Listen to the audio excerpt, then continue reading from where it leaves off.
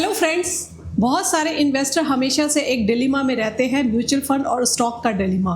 पैसा mutual fund में invest करें या स्टॉक में इन्वेस्ट करें या दोनों में थोड़ा थोड़ा इन्वेस्ट करें। अगर थोड़ा थोड़ा इन्वेस्ट करते हैं तो किस में कितना करें, ये सभी के कॉमन सवाल हैं जो कि आज हम डिस्कस करेंगे कर्नल संदीप महलवार से, जो कि फाइनेंशियल एक्सपर्ट भी हैं। Hello sir, welcome to the show. Thank you and it's always good to be here. Sir, start करने से पहले मैं पूछना चाहूँगी, म्यूचुअल फंड और स्टॉक का एक बेसिक मीनिंग होता है, वो आप हमारे दर्शकों को बताइए कि म्यूचुअल फंड क्या होता है और स्टॉक क्या होता है। देखो, बहुत ही अच्छा सवाल है और इसमें काफ़ी लोग कंफ्यूज रहते हैं कि म्यूचुअल फंड क्या है और स्टॉक्स क्या है, क्या दोनों सेम है। देखो, स्टॉक्स क्या होता है, स्टॉक्स के थ्रू या शेयर्स के थ्रू जब आप कोई शेयर खरीदते हो, एक कंपनी में आप हिस्सेदार बनते हो तो वो आपका हिस्सा हो जाता है उसमें। उसके बाद वो कंपनी अच्छा कर रही है, उसका प्राइस अच्छा जा रहा है तो उसकी वैल्यू बढ़ती है, तो आपकी वेल्थ बढ़ती है।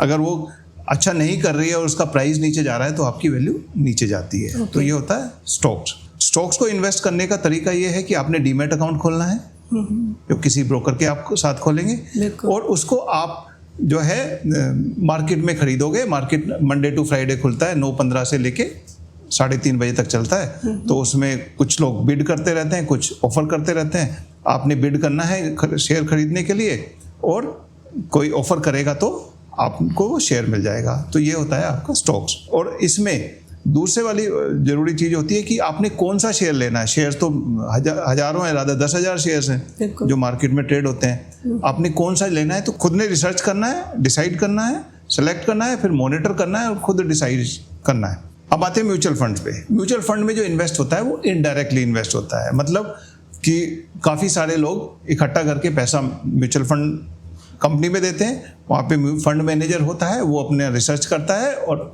अपने हिसाब से, वो अपनी रिसर्च के हिसाब से स्टॉक्स में इन्वेस्ट करता है। तो होता तो स्टॉक्स में पर इनडायरेक्टली होता है। उसके म्यूचुअल फंड में इन्वेस्ट करने के लिए आपने मार्केट में या ऑनलाइन होने की ज़रूरत नहीं है और डीमैट अकाउंट की भी ज़रूरत नहीं है। आप वो फिजिकली भी इन्वेस्ट कर सकते हो, फिजिकल फॉर्म के थ्रू, और ऑनलाइन भी कर सकते हो। और आपको 9:15 3:30 बजे के बीच में ज़रूरत नहीं है। आप कभी भी आप इन्वेस्ट करेंगे वो आपका पैसा इन्वेस्ट हो जाएगा। उसके बाद में आपके बिहाफ पे फंड मैनेजर जो है वो उस फंड्स को मैनेज करेगा। कल चेंज करने की ज़रूरत है, कुछ करने की ज़रूरत है, वो उसका काम होता है। तो ये दोनों में बेसिक डिफरेंस होता है। एक में डायरेक्ट इन्वेस्टमेंट है, एक में इनडायरेक्ट है। ओके, मुझे अगर म्यूचुअल फंड और स्टॉक में इन्वेस्ट करना हो तो मुझे किन किन चीज़ों को ध्यान में रखना होगा? अच्छा, जहाँ तक डायरेक्ट स्टॉक्स पोर्टफोलियो या म्यूचुअल फंड पोर्टफोलियो में इन्वेस्ट करना है, उसमें 3-4 चीज़ें ध्यान रखने वाली बात होती हैं। पहली बात तो आती है रिस्क। आपने अपने रिस्क के हिसाब से इन्वेस्ट करना है। तो रिस्क किस में ज़्यादा है? ऑब्वियसली जब आप स्टॉक्स में इन्वेस्ट करते हो, आप एक पर्टिकुलर स्टॉक में या शेयर में इन्वेस्ट करते हो, कंपनी में इन्वेस्ट करते हो, अगर वो कंपनी बढ़िया कर रही है तो आपके रिटर्न ज़्यादा बन जाएंगे, लेकिन उसमें रिटर्न्स के चांसेस ज़्यादा के हैं, लेकिन रिस्क भी उतना ही है। अगर उस कंपनी के बारे में कोई भी नेगेटिव न्यूज़ है या कंपनी अच्छा नहीं कर रहा तो उतना ही आपका डाउन भी हो सकता है। और इसमें आप क्योंकि कंसंट्रेटेड एक या कुछ कंपनियों में इन्वेस्ट कर रहे हो तो उनकी परफॉर्मेंस पे डिपेंड करेगा आपका इन्वेस्टमेंट, जो कि ऊपर भी ज़्यादा हो सकता है और नीचे भी रिस्क भी ज़्यादा है। स्टॉक्स का जब आप सिलेक्शन भी करते हो तो आपकी खुद रिसर्च करनी पड़ती है। अगर रिसर्च आपकी काम कर गई तो बहुत अच्छे पैसे बन जाएंगे, लेकिन नहीं करनी तो नहीं बनेंगी। अब आते हैं म्यूचुअल फंड्स में। म्यूचुअल फंड में भी रिस्क होता है, लेकिन एक म्यूचुअल फंड आपके लिए तो एक है, वो 40 से 50 कंपनियों में इन्वेस्ट करता है, इवन इक्विटी म्यूचुअल फंड। और वो आपसे तो पैसा चला गया, वो कुछ पैसे को डेट में भी रख सकता है। डिस्पाइट बीइंग इक्विटी फंड, तो वो डाइवर्सिफाई कर सकता है, कैश में भी रह सकता है। वो क्योंकि अपनी स्ट्रेटजी के हिसाब से इन्वेस्ट करेगा तो उसमें आपका रिस्क कम होता है। अब आते हैं रिटर्न्स। देखो, रिटर्न्स के चांसेस दोनों में हैं। स्टॉक्स में अगर आपकी कंपनी जो आपने सेलेक्ट करी अगर बहुत अच्छा चलती रही तो आपके अच्छे रिटर्न्स बनते रहेंगे, नहीं बनी तो आपके रिटर्न्स नहीं बनेंगे। म्यूचुअल फंड में जो फंड मैनेजर है वो सेलेक्ट करता है और एक से ज़्यादा कंपनियों में इन्वेस्ट करता है और वहाँ पे रिटर्न्स वहाँ भी बनते हैं। अगर मैं लंबा टाइम स्ट्रेच करूँ, लोगों को लगता है केवल स्टॉक्स में रिटर्न्स बनते हैं या स्टॉक्स में रिटर्न्स बनते हैं, पर एक स्टॉक सदा नहीं चलता रहता। वो स्टॉक के अप और डाउन फेजेस आते हैं। म्यूचुअल फंड के भी रिटर्न्स कम नहीं है। अगर मैं पिछले 30-40 साल का डाटा देखूं तो पिछले 10 साल में भी कई सारे म्यूचुअल फंड्स हैं जिन्होंने 10 गुना से ज़्यादा रिटर्न्स दे दिए हैं। एक म्यूचुअल फंड की बात करूं जो 30 साल पहले से चल रहा है, 95-96 में आया था और उसने 400 गुना तक रिटर्न दिए हैं। ओके तो रिटर्न्स दोनों में बनते हैं। ये दो चीज़ें होती हैं। सर, अगर मेरे पास समय नहीं है तो मुझे किस में इन्वेस्ट करना चाहिए? हाँ, तीसरा एक एस्पेक्ट होता है जो आपने कंसिडर करना है कि टाइम। अगर आपके पास टाइम है और आपके पास कैपेबिलिटी है और एबिलिटी है रिसर्च करने की, और आपके पास वो स्किल है, तो रिसर्च करिए, स्टॉक्स में इन्वेस्ट कर सकते हैं आप। अगर आपके पास टाइम नहीं है तो म्यूचुअल फंड इन्वेस्टमेंट आपके लिए ज़्यादा अच्छा होगा। और स्पेशली जब आप नए इन्वेस्टर हैं तो म्यूचुअल फंड के थ्रू ही आपने जाना चाहिए, क्योंकि उसमें आपको रिसर्च करने की जिम्मेवारी एक फंड मैनेजर की होती है और आपका पोर्टफोलियो वो अच्छी तरह over the period of time grow करके देगा। तो ये तो हो गए 3 फैक्टर्स। अगली जो चीज़ आपने ध्यान रखनी है वो है डाइवर्सिफिकेशन। डाइवर्सिफिकेशन वैसे तो दोनों में पॉसिबल है, लेकिन स्टॉक्स में डाइवर्सिफाई करने के लिए, क्योंकि इंडिया में पार्ट स्टॉक तो खरीद नहीं सकते हो, तो आपने उतने ही तरह के स्टॉक्स अपने इन्वेस्ट करने पड़ेंगे। उसके लिए हो सकता है आपको पैसे ज़्यादा चाहिए, क्योंकि अगर आपने बोला कि मुझे MRF का शेयर पसंद है, MRF का खुद का शेयर 1,35,000 के करीब है, 1,35 में आपने वो स्टॉक खरीदा।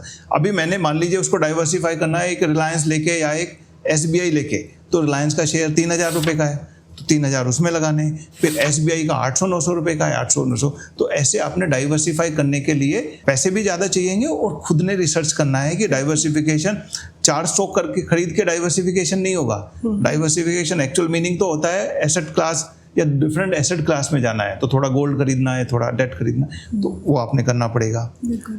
म्यूचुअल फंड में जब एक म्यूचुअल फंड में आप कितने भी पैसे लगा ले हो, चाहे 1,000 लगाओ या 2,000 लगाओ, तो वो म्यूचुअल फंड स्कीम किसी एक स्टॉक में नहीं लगाता, वो 40 से 50 स्टॉक्स में लगाता है। तो स्टॉक्स में इक्विटी में डाइवर्सिफाई हो गया, उसका 30 से 35% वो डेट में भी रह सकता है, कैश में भी रह सकता है, depending on the his strategy और मार्केट अपॉर्चुनिटी, कि वो कैश में रह के भी जिस दिन मार्केट गिरे तो उस दिन वो पैसा लगाएगा, तो उसमें डाइवर्सिफिकेशन आराम से हो जाता है। तो ये 3-4 चीज़ें फैक्टर्स हैं जो आपने ध्यान रखने हैं स्टॉक्स में इन्वेस्ट करने के लिए या म्यूचुअल फंड में इन्वेस्ट करने के लिए। दोनों में इन्वेस्ट करने के लिए मिनिमम कितने अमाउंट से स्टार्ट करना चाहिए? देखो, जहाँ तक मिनिमम अमाउंट की बात है, स्टॉक्स में तो क्लियर है।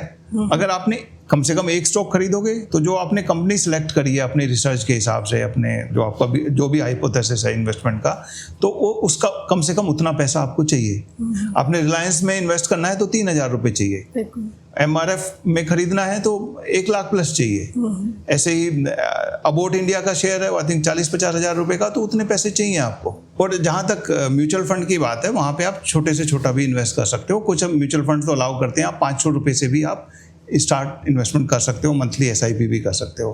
तो छोटा अमाउंट म्यूचुअल फंड में पॉसिबल है, लेकिन आपको स्टॉक्स में इन्वेस्ट करना है तो जो स्टॉक का प्राइस है कम से कम उतना अमाउंट तो आपने डालना पड़ेगा। सर, लिक्विडिटी के मामले में ये दोनों ऑप्शन कैसा परफॉर्म करते हैं? यस, लिक्विडिटी एक बहुत इंपॉर्टेंट एस्पेक्ट है जो सबको कंसिडर करना चाहिए।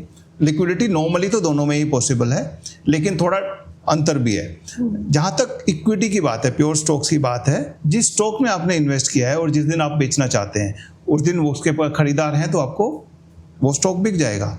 लेकिन कभी कभी हमने देखा है जब मार्केट में क्राइसिस होते हैं या आपके जो कंपनी है जिसमें आपने इन्वेस्ट किया उसमें कोई बैड न्यूज़ चल रहा है तो लोअर सर्किट लग जाता है, तो आप बेच नहीं पाएंगे कोई, क्योंकि उस लोअर सर्किट लग गया तो कोई खरीदार नहीं है, तो आपकी लिक्विडिटी इशू हो सकती है। और ये हमने अच्छी कंपनियों में भी देखा है, जब कोविड का टाइम हुआ या ग्लोबल क्राइसिस हुए 2008 में, लोअर सर्किट लग गया तो अच्छी स्टॉक्स भी बिक नहीं पाए। जहाँ तक म्यूचुअल फंड की बात है, चाहे कुछ हो जाए, अगर आपने सेल ऑर्डर डाल दिया तो टाइम से अगले दिन, अगर डेट फंड है या लिक्विड फंड है तो अगले दिन, नहीं तो इक्विटी फंड है तो 2 दिन में आपके पैसे आने ही आने हैं। दुनिया में कोई ऐसी चीज नहीं है कि आपके पैसे को रोक सके। तो लिक्विडिटी म्यूचुअल फंड्स में गारंटेड होती है, नॉर्मली इक्विटी में भी होती है। ओके सर, टैक्सेशन के रूल्स क्या है म्यूचुअल फंड और स्टॉक्स के लिए?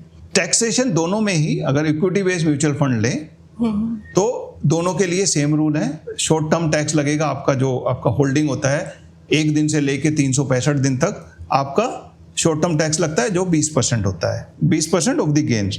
जो long term capital gains tax लगता है वो मोर देन 365 डेज लगता है। 1 साल से ज़्यादा आपने कुछ इन्वेस्टमेंट होल्ड किया, स्टॉक्स है या म्यूचुअल फंड है, तो आपको लॉन्ग टर्म कैपिटल गेन लगेगा, जिसमें हर साल 1,25,000 तक आपको टैक्स फ्री अमाउंट मिलता है, जो गेन कंपोनेंट है। तो 1,25,000 तक टैक्स फ्री, उसके ऊपर जो गेन्स है उस पर 12.5% टैक्स लगता है। लेकिन इसमें थोड़ा सा डिफरेंस तब आता है क्योंकि जब आप मार्केट में इन्वेस्ट करते हो, आज जो स्टॉक या जो सेक्टर या जो थीम चल रही है वो सदा तो वो चलती नहीं, तो आपने टाइम टू टाइम अलाइन करना होता है अगर अच्छे गेन्स बनाने हैं। उसको अलाइन करने के लिए आप एक स्टॉक से दूसरे स्टॉक्स में जाओगे तो आपने हो सकता है 365 दिन ना दिए हों, तो आपको शॉर्ट टर्म कैपिटल गेन लगेगा, STT लगेगा और बाकी चार्जेस लगेंगे। म्यूचुअल फंड में ये काम जो time to time alignment, realignment और पोजीशनिंग जो करना होता है एज पर दी मार्केट डायनेमिक्स, ये आपके बिहाफ पे पहले तो कोई और कर रहा होता है, ये एक अच्छी बात ये है। दूसरी बात, जब वो कर रहा होता है तो उसका आपके ना तो STT या जो है आपका शॉर्ट टर्म कैपिटल गेन का कोई असर नहीं पड़ता है आपको, क्योंकि म्यूचुअल फंड में आपका टैक्स केवल तब देना होता है जब आप सेल कर रहे होते हो। तो साल भर में चाहे वो कितने भी स्टॉक खरीद ले, कितने भी बेच ले आपके बेटर रिटर्न्स बनाने के लिए, तो उसका आपके ऊपर कोई टैक्स लायबिलिटी नहीं पड़ेगा। आपका टैक्स लायबिलिटी केवल तब पड़ेगा जब आपने उस इन्वेस्टमेंट को जो किया और तब बेचा। तो इस टैक्स के मामले में भी म्यूचुअल फंड थोड़े से बेटर हो जाते हैं। इन्वेस्टमेंट के लिए क्या सही है? देखो, इन्वेस्टमेंट के लिए अगर आपने इन्वेस्ट करना है तो दोनों ही सही है, ऐसा कोई दिक्कत नहीं है, लेकिन कौन सा पैसा कहाँ लगाएं वो इम्पोर्टेंट है।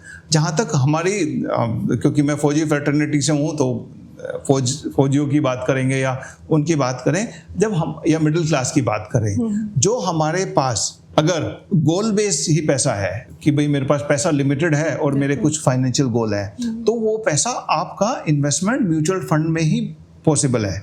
जो एक जैसे गोल बेस्ड इन्वेस्टमेंट होता है जो इम्पोर्टेंट होता है आपके इन्वेस्टमेंट से पहले, तो गोल बेस्ड इन्वेस्टमेंट का सारा पैसा आप म्यूचुअल फंड में ही लगाओगे तो बेहतर रहोगे। अगर ये पैसा आपने किसी गोल का पैसा कि आपकी बेटी की शादी है या बच्चे का एजुकेशन के लिए आपने पैसे इकट्ठे किए, अगर वो आपने किसी स्टॉक में लगा दिए, हालांकि स्टॉक क्या कितना भी अच्छा हो, लेकिन जरूरी नहीं है कि जिस टाइम पे आपका वो गोल आ रहा है उस टाइम पे वो सेक्टर अच्छा चल रहा हो, स्टॉक अच्छा चल रहा हो, उसमें डिपेंड रहना थोड़ा खतरनाक हो सकता है। क्योंकि कभी कभी ये देखा है कि पूरा पिछले 10 साल से तो वो स्टॉक अच्छा चलता रहा, लेकिन जब आपका पैसा निकालने की बात आई तो हो सकता है वो स्टॉक उतना अच्छा ना करे, क्योंकि जैसे पिछले कुछ दिन से मार्केट टर्बुलेंट चल रही थी तो कुछ स्टॉक्स 20% भी गिरे हैं। बिल्कुल। तो रिलायबल इन्वेस्टमेंट म्यूचुअल फंड ही है। और लोगों को लगता है कि म्यूचुअल फंड में रिटर्न्स नहीं बनते।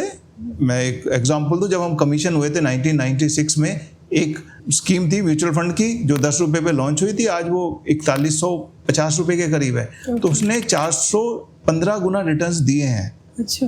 और ज्यादातर म्यूचुअल फंड को आप देखोगे पिछले 20 साल के रिटर्न्स 20% से ज्यादा बहुत सारी स्कीम्स ने दिए हैं और वो रिटर्न्स कम नहीं होते। बिल्कुल।